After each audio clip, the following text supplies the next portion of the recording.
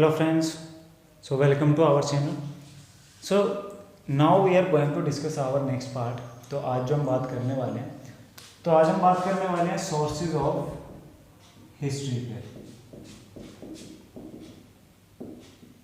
कि हिस्ट्री के क्या क्या सोर्सेज हैं, कौन से स्रोत है जहाँ से हमें इतिहास के बारे में जानकारी बेसिकली मिलती है। अब इनमें अगर मैं पार्ट डिवाइड कर दूँ तो जैसे पहला पार्ट क्या आ गया, धर्म ग्रंथ। ओके, धर्म ग्रंथों से हमें बहुत जानकारी मिलती है। सेकंड आता है ऐतिहासिक ग्रंथ, ठीक है, यानी कि जो हिस्ट्रिकल बुक्स हैं उनसे हमें काफ़ी जानकारी मिलती है। थर्ड हम ले लेते हैं विदेशियों के विवरण। बहुत से ऐसे ट्रैवलर्स हैं, बहुत से ऐसे विदेशी लोग हैं जो कि इंडिया में आए, उन्होंने यहाँ पे घूमा और उसके जो हमारे कल्चर्स थे उस टाइम के, उसके बारे में जानकारी दी है। उसके बाद हम एक आते हैं पुरातत्व अवशेष। पुरातत्व अवशेष यानी कि खुदाई के दौरान जो सिक्के निकलते हैं या पत्थर निकलते हैं या जो भी अभिलेख निकलते हैं, तो उनके बेस पे जो स्टडी होती है उससे जो हमें जानकारी मिलती है, तो उसको हम कहते हैं पुरातत्व संबंधी, यानी कि जो खुदाई के दौरान हमें मिलती है। ठीक है, तो इसके लिए एक एजेस का वीडियो हमारा जिसमें कि सारी एजेस को हमने डिस्क्राइब किया है, वो बहुत इंपॉर्टेंट वीडियो है इसके रिगार्डिंग। तो इस वीडियो में हम डिस्कस करने वाले हैं धर्म ग्रंथों के बारे में। ठीक है, अब देखो बेसिकली इंडिया का जो एक पुराना धर्म है वो हिंदू धर्म से जो सनातन धर्म है, ठीक है, और जो कि वैदिक पीरियड से रिलेट होता है। ठीक है, तो वैदिक पीरियड का जो लिटरेचर है, साहित्य है, वही क्या है बेसिकली उस टाइम की इंफॉर्मेशन देता है। अब इस वैदिक पीरियड में क्या क्या है, देखो मुख्य तौर पे 4 भागों में हम उसको बांटते हैं, जैसे कि वेद, ब्राह्मण और देखिए अरण्यक, और चौथा हम लेते हैं उपनिषद। ठीक है, तो वेद, ब्राह्मण, अरण्यक एंड उपनिषद। देखिए सबसे पहले वेद। वेद मुख्य तौर पर है 4, जिसमें कि ऋग्वेद, सेकंड आता है सामवेद, यजुर्वेद और Atharvaveda. Rigveda, Samaveda, Yajurveda, Atharvaveda, these 4 Vedas were basically found written in वैदिक पीरियड। अब ऋग्वेद है, ये सबसे पुराना है, ठीक है, सबसे पुराना वेद है। इसको संकलन जो किया था वो किया था महर्षि कृष्ण द्वैपायन वेदव्यास ने। ठीक है, महर्षि कृष्ण द्वैपायन वेदव्यास शब्द आपको बहुत बार मिलेगा। ठीक है, वेदव्यास क्या है, ये एक तरह से आप इसको कहें कि ये जो वेदों के संबंध में जुड़े हुए लोग हैं उनके नाम के साथ लगता है वेदव्यास। तो ऋग्वेद क्या है, एक प्राचीन वेद है जिसको कि संकलन किसने किया, महर्षि कृष्ण द्वैपायन ने। इनको अपौरुषेय कहा जाता है। अपौरुषेय का मतलब क्या हो गया, not created by main, okay, means God gifted. ठीक है, एंड इसके अगर हम संरचना की बात करें तो इसमें 1028 सूक्त हैं, यानी कि हाइम्स। ठीक है, और ये बेसिकली 10 मंडलों में विभक्त है। ठीक है, 10 मंडल हैं और 10,462 इसमें क्या हैं, ऋचाएँ हैं। ठीक है, 10,462 जो है वो ऋचाएँ हैं। तो ये क्या है, ये ऋग्वेद का एक बेसिक डिटेल है। ठीक है, और ऋग्वेद के पढ़ने वाले को क्या कहा जाता है, होत्री। उसको क्या कहते हैं, होत्री, जो ऋग्वेद को पढ़ता है। ठीक है, अब जो ऋग्वेद के तीसरे मंडल में, इन थर्ड मंडल, क्या लिखा गया है, गायत्री मंत्र लिखा गया है। ठीक है, जो कि विश्वामित्र द्वारा रचित है और इसको सूर्य देवता सावित्र को समर्पित किया जाता है। ठीक है, सूर्य देवता सावित्री को समर्पित किया जाता है गायत्री मंत्र, जो कि ऋग्वेद के 3रे मंडल में है। ऋग्वेद के 10वें मंडल में चातुष्वर्ण्य का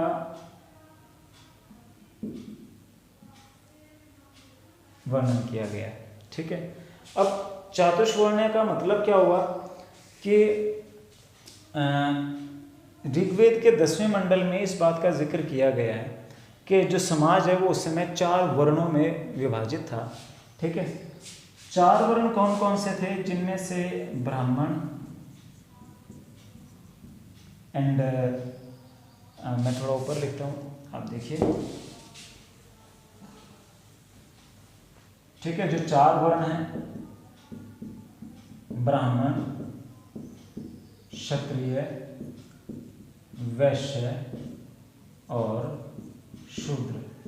तो माना क्या जाता है, चातुर्वर्ण्य में जो डिस्कशन किया गया उसमें कहा गया कि ब्राह्मण ब्रह्मा के मुख से पैदा हुए, क्षत्रिय ब्रह्मा की भुजाओं से पैदा हुए, ठीक है, वैश्य जंघाओं से पैदा हुए,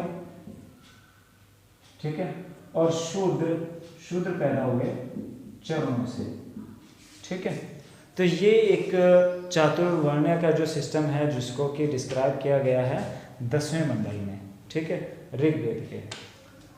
इसके अलावा नेक्स्ट हम आते हैं यजुर्वेद पर। ठीक है, तो ये आप ध्यान रखें जो पॉइंट्स हम डिस्कस कर रहे हैं। यजुर्वेद, इसके पढ़ने वाले को कहा जाता है अध्वर्यु।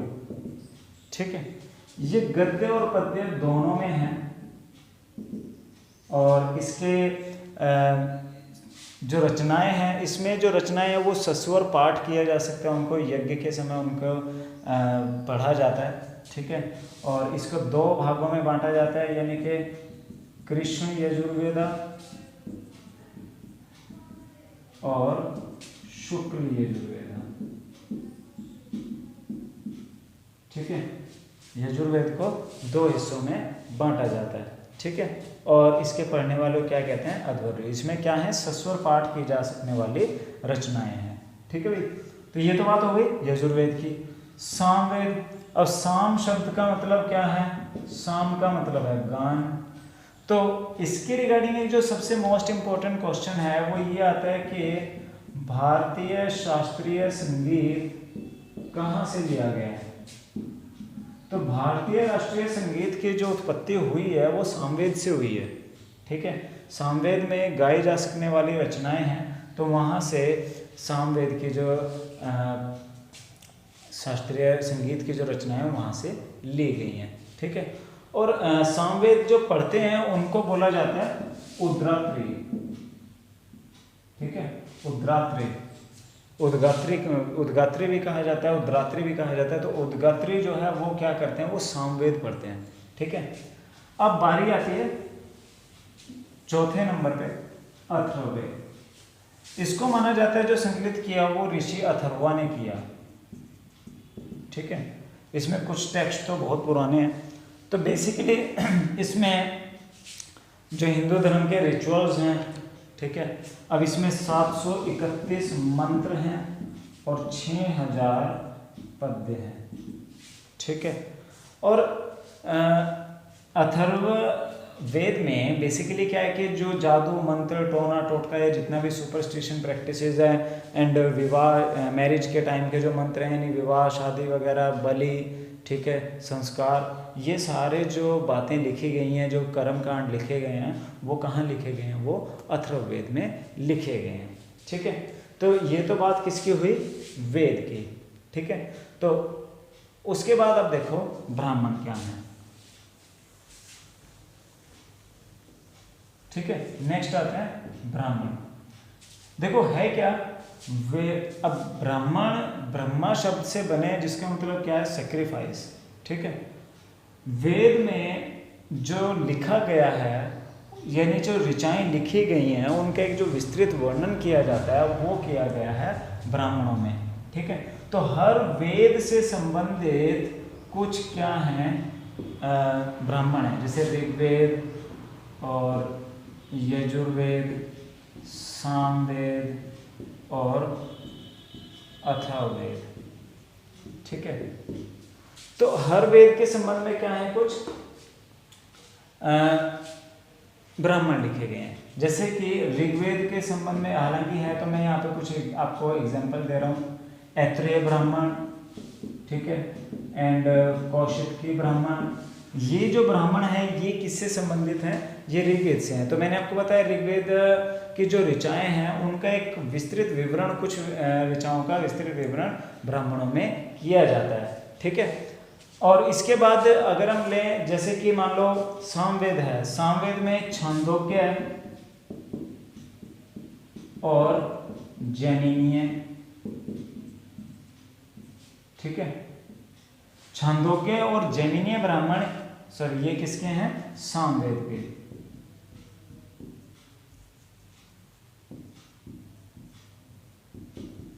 ठीक है, तो सामवेद के क्या है, छांदोग्य और जैमिनीय ब्राह्मण।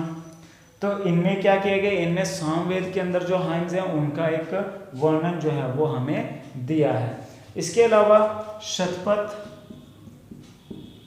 और तैत्तिरीय, शतपथ और तैत्तिरीय ब्राह्मण जो है वो यजुर्वेद से संबंधित हैं। गोपथ ब्राह्मण ये अथर्ववेद से संबंधित हैं। तो ये क्या है, ये ब्राह्मण है। ठीक है, इनका क्वेश्चन जो पूछा जाता है वो इनके लिंक्ड पूछ ले जाते हैं, ये किस वेद से संबंधित हैं। ठीक है, रेलवे में एंड यूपीएससी के जो प्री एग्जाम्स हैं या बहुत सारे स्टेट एग्जाम्स हैं, तो वहाँ पे जो ऑप्शनल एग्जाम है, जैसे मान लीजिए छंदोग्य ब्राह्मण पूछ लिया, किस वेद से संबंधित है, चारों वेद ऑप्शन में आ गए, तो अपने को ध्यान रखना है सामवेद से ये जुड़ा हुआ है। ठीक है, तो ये आप नोट्स बनाएंगे तो ज़्यादा बेटर है। ठीक है, उसके बाद आप देखो अरण्यक। अरण्य का मतलब क्या होता है, अरण्य का मतलब होता है जंगल। ठीक है, फॉरेस्ट। अब पहले आपको पता है बहुत सारे साधु एंड बहुत सारे जो आश्रम थे वो बने होते थे जंगलों में, जंगलों में जाके तपस्या करते थे लोग। ठीक है, तो बहुत से ऐसे लिटरेचर है जो कि जंगलों में रहने वाले साधुओं या छात्रों के लिए जो है वो लिखा गया था। ठीक है, उनको क्या कहा जाता था, अरण्यक। ठीक है, जैसे वृहदारण्यक। ठीक है, तो ये एक अरण्यक लिखा गया था। उसके बाद है उपनिषद।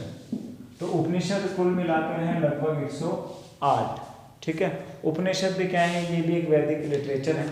ठीक है, और इनमें भी जैसे कि एक हमारा राष्ट्रीय जो वाक्य है, राष्ट्रीय वाक्य हमारा क्या है, सत्यमेव जयते। अब सत्यमेव जयते जो है वो एक उपनिषद से ही लिया गया है, और उपनिषद का क्या नाम है, मुंडक उपनिषद। ये बहुत एग्जाम में क्वेश्चन आता है, सत्यमेव जयते किस उपनिषद से लिया गया है, तो ये मुंडक उपनिषद से लिया गया। ठीक है भाई, तो ये तो बात क्या हो गई, मुख्य तौर पर जो वैदिक लिटरेचर है उसके बारे में, यानी जो धर्म ग्रंथ हैं। अब आगे इनमें और भी पार्ट हैं।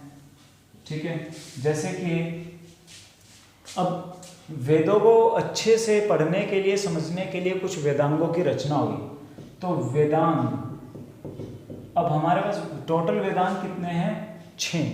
ठीक है, कौन कौन से, शिक्षा, कल्प, ज्योतिष, छंद, निरुक्त और व्याकरण। ठीक है, व्याकरण का मतलब क्या है, ग्रामर। निरुक्त का मतलब होता है, इंग्लिश में हम इसको कहते हैं एटिमोलॉजी, यानी कि शब्द संग्रह। छंद, छंद ही होते हैं। एस्ट्रोनॉमी, इसको हम मैट्रिक्स भी बोलते हैं, एस्ट्रोनॉमी। ठीक है, कल्प सूत्र। कल्प में क्या है कि कुछ ऐसे बहुत सारी ऐसी जानकारियां हैं, जैसे कि वर्ण आधारित या आश्रमों, यानी कि रिचुअल्स, इसको हम कह सकते हैं रिचुअल्स। ठीक है, शिक्षा, फोनेटिक्स, टेक्स्ट। एक एग्जाम में क्वेश्चन आया था जैसे कि निरुक्त के बारे में पूछा गया था कि निरुक्त क्या है, तो निरुक्त क्या है, एटिमोलॉजी यानी शब्द संग्रह है। ठीक है, तो पहले इनके रिगार्डिंग इस तरह डीप क्वेश्चन नहीं आते थे, बट अभी जैसे जैसे कंपटीशन बढ़ रहा है तो अब डीपली जाना स्टार्ट हो गया एग्जामिनर। ठीक है, तो आप ध्यान रखें, शिक्षा क्या है, फोनेटिक्स, यानी कि उसमें टेक्स्ट एंड वो सब इंफॉर्मेशन है। कल उसमें रिचुअल्स यानी कि रिवाजों के बारे में लिखा गया है, जैसे कि वर्ण आधारित जो समाज है उनमें किस किस का क्या कर्तव्य है, आश्रमों में क्या क्या कर्तव्य हैं, वो सब लिखे गए हैं। ठीक है, ज्योतिष, एस्ट्रोनॉमी, ज्योतिष विज्ञान है, इसमें ग्रहों की चाल के पर क्या चेंज आएंगे, क्या परिवर्तन आएगा। छंद जो होता है, जो पोइट्री जब लिखी जाती है तो उसको छंद के द्वारा सजाया जाता है, उसको एक पोइट्री फॉर्म में लिखी जाती है। निरुक्त, एटिमोलॉजी, वेदों में बहुत सारे ऐसे कठिन शब्द हैं जिनको कि निरुक्त में क्या किया गया, उनके मीनिंग इजी किए गए हैं। व्याकरण, ये क्या है, सिंपली ग्रामर है। तो ये क्या है, ये 6 वेदांग हैं। ठीक है, उसके बाद हम लेते हैं स्मृति। अब स्मृति का मतलब होता क्या है, रिमेम्बरेंस, याद। ठीक है, अब जैसे पहले देखो, अब मान लो वेद हैं, उनमें बहुत से ऐसे जो श्लोक हैं वो क्या है कि जो गुरु हुए उन्होंने आगे आगे उसको सुनाते गए। ठीक है, क्योंकि लिखने के इतने साधन अवेलेबल नहीं थे, तो इसीलिए उनको श्रुति भी कहा जाता है। ठीक है, तो स्मृतिज में मनुस्मृति और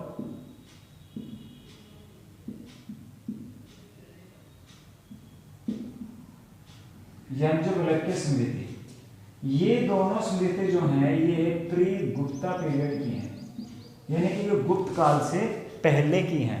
ठीक है, टोटल मिला के हम 6 स्मृति पढ़ते हैं। तो मनुस्मृति, जिसमें कि हिंदू विधि विधान के बारे में लिखा गया है, हिंदू कानूनों के बारे में लिखा गया है, उसमें किस तरह से एक बेटर कंडीशंस सोसाइटी में कैसे हो सकती हैं, किस तरह के व्यक्ति अच्छे होंगे, किस तरह के नहीं होंगे, क्या करना चाहिए, कब उठना चाहिए, कब सोना चाहिए, इस तरह की कुछ चीज़ें वहाँ पर हैं, और भी बहुत सारी चीज़ें हैं। ठीक है, इसके अलावा बृहस्पति स्मृति और नारद स्मृति, पराशर स्मृति, ठीक है, और एक और है, टोटल मिलाकर जो है ये 6 स्मृतिज हैं। ठीक है, जो कि कात्यायन, ये सारी जो हैं ये गुप्त काल की हैं। ठीक है, ये कब की हैं, ये गुप्त पीरियड की हैं। ठीक है, इन सबको गुप्त पीरियड में लिखा गया था। ठीक है, तो ये हो गए वेदांग और ये हो गए स्मृति। ठीक है, इनमें क्वेश्चन आ सकता है कि इनमें से कौन सी स्मृति गुप्त काल की नहीं है, तो बस अब ये 2 ध्यान रख लें, ये दोनों गुप्त काल की नहीं है। ठीक है, उसके बाद नेक्स्ट हम लेते हैं एपिक्स, यानी कि महाकाव्य। देखो, पहले हमने क्या लिए, वेदांग, फिर हमने क्या लिए, स्मृति, अब हम ले रहे हैं महाकाव्य। ठीक है, अब आपको पता है महाकाव्य कितने, मुख्य रूप से 2 का इस्तेमाल करते हैं, एक है रामायण और एक है महाभारत। ठीक है, रामायण और महाभारत। रामायण जो कि राम की कहानी पर आधारित है, और इसको बेसिकली जब लिखा गया था तब इसमें 6000 श्लोक थे, और इसका नाम क्या, और दूसरी चीज, आज इसमें कितना श्लोक है, 24,000 श्लोक। ठीक है, तो 6000 श्लोक इसमें ओरिजिनली था और 24,000 श्लोक आज है, और इसको लिखा किसने था, महर्षि वाल्मीकि ने। ठीक है, तो महर्षि वाल्मीकि ने इसको लिखा,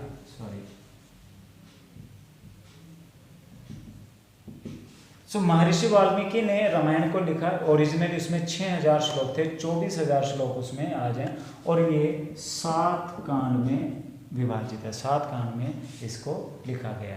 तो ये दुनिया का, इसको हम आदि ग्रंथ भी कहते हैं। ठीक है, बहुत पुराना, आदि काव्य भी कहते हैं इसको, जो कि बहुत पुराना है। महाकाव्य में फिर आता है महाभारत। ठीक है, महाभारत, अब इसका पुराना नाम है जय संहिता। इसमें 1,00,000 श्लोक हैं।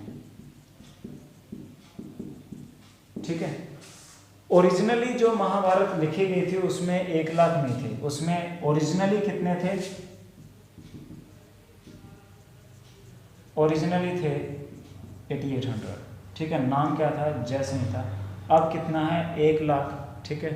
तो अब इसको कहते हैं महाभारत, ठीक है। और ये क्या है कि इसके अंदर जो पांडव थे, कौरव थे, उनके बारे में लिखा गया है, ठीक है।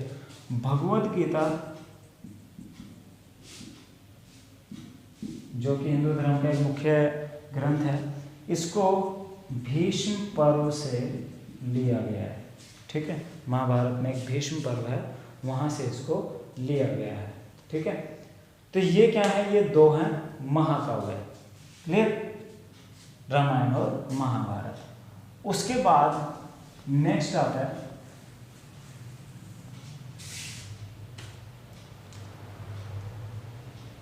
उपवेद, ठीक है। अब उपवेद भी कितने हैं? जैसे कि आयुर्वेद। आयुर्वेद किससे संबंधित है? चिकित्सा से, यानी कि मेडिसिन, ठीक है। और इसके अलावा एक वेद है शिल्प वेद, विश्वकर्मा द्वारा रचित, जिसमें कि क्या है? आर्ट एंड क्राफ्ट, यानी कि शिल्प कला से संबंधित इसमें जानकारी जो है वो लिखी गई है, ठीक है। क्राफ्ट, ठीक है। तो बेसिक, अब जैसे आपको पता है कि जो शिल्प यानी कि कला जो है, ठीक है, वेदर हैंडक्राफ्ट हो, क्राफ्ट हो, यानी कि जितने भी कारीगर हैं, तो उससे संबंधित है शिल्प वेद, ठीक है। उसके बाद आता है धनुर्वेद, जो कि किससे? तीरंदाजी से, यानी कि धनुष बाण से, ठीक है, आर्चरी। और एक आता है गंधर्व वेद, जो कि किससे संबंधित है? संगीत से, यानी म्यूजिक, ठीक है। ये क्या है? ये है उपवेद। आयुर्वेद जो कि मेडिसिन से रिलेटेड है, शिल्प वेद क्राफ्ट से रिलेटेड है, धनुर्वेद जो कि किससे? धनुष बाण से यानी आर्चरी से रिलेटेड है, गंधर्व वेद जो कि संगीत यानी कि म्यूजिक से रिलेटेड है, ठीक है। ये सभी क्या है? ये सभी वैदिक लिटरेचर है, धर्म ग्रंथ है, जिससे हमें पुराने समय की जानकारी मिलती है, वैदिक पीरियड की जानकारी मिलती है, कुछ उस समय के वंशावली और राजाओं के बारे में जानकारी मिलती है, ठीक है। उसके बाद आते हैं पुराण। पुराणों की कुल मिलाकर जो संख्या है वो 18 है। ये डायरेक्ट क्वेश्चन इसी तरह के जाते हैं। सबसे जो पुराना यानी कि प्राचीन जो पुराण है वो है मत्स्य पुराण, ठीक है। कुछ पुराण हैं जैसे कि वायु पुराण है, मत्स्य पुराण है, ठीक है, विष्णु पुराण है। ये कुछ ऐसे पुराण हैं जिनसे कि कुछ पुराने राजाओं की वंशावलियों की जानकारियाँ जो है वो हमें मिलती हैं, ठीक है। उसके बाद आते हैं दर्शन, ठीक है। ये भी क्या है? वैदिक लिटरेचर है। अब दर्शन में एक है सांख्य दर्शन, जिसको कि लिखा था कपिल मुनि ने,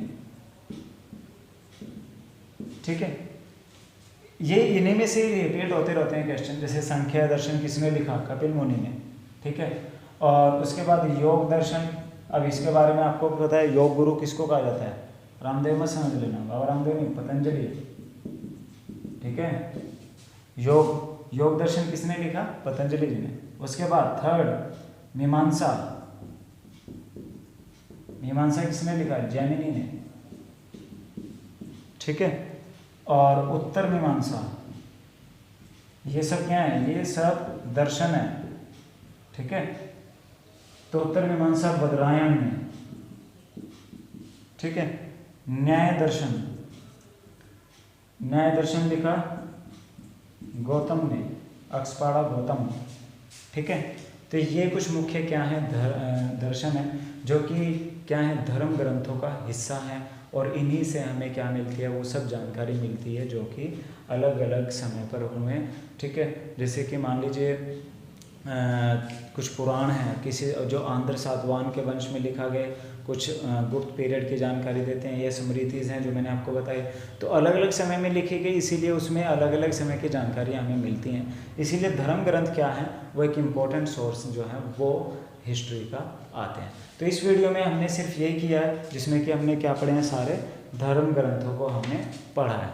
अगली जो हम वीडियो बनाएंगे उसमें हम करेंगे बाकी सोर्सेज जो मैंने आपको 3 बच गए, जैसे कि विदेशियों के विवरण और पुरातात्विक अवशेषों में एक एजेस का, युगों का वीडियो पहले बना चुका हूँ मैं, ठीक है। और एक ही वीडियो में हम कवर करेंगे विदेशियों के विवरण, ऐतिहासिक ग्रंथ, ठीक है। तो थैंक यू गाइस।